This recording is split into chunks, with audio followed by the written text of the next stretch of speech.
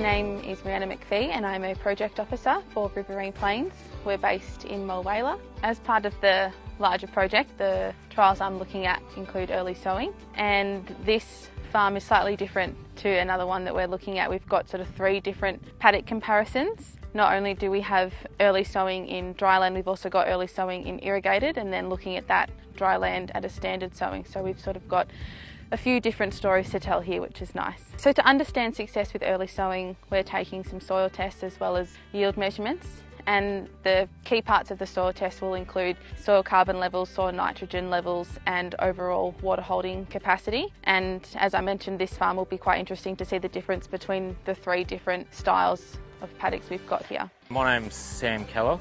We crop 5,500 acres across 3 main properties at Lake Rowan, Dookie and Katandra, and out here at Mulwala. We run a cropping rotation of mainly just wheat and canola, and graze some wheat where we can. We planted this Illabo on the 7th of April, and basically we wanted to just mitigate our risk with the early expectations of a dry season. So we wanted to have that option of grazing it or cutting it for hay, so we knew we could get that early growth.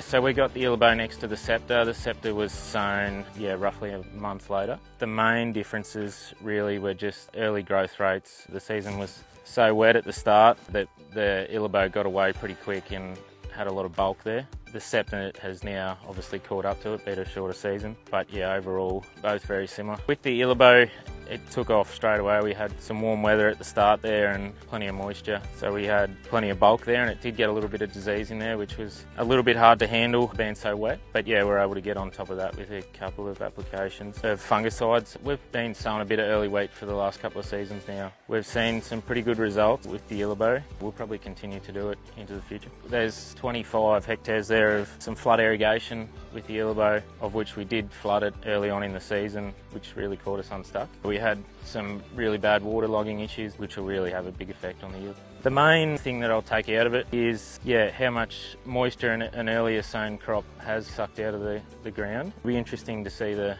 results on the nitrogen use as well. We do it for a logistics point of view, just to keep the seeder going in those early stages. We'll definitely continue to do it. We'd like to be able to graze it. With it being so wet, we couldn't really put the cattle or the sheep on it. Next year I think it would benefit if we were able to graze it. It just got away too much on us and increased the risk of disease and that sort of thing. So a good measurement for success for us is seeing practices confirmed by farmers and they're actually working.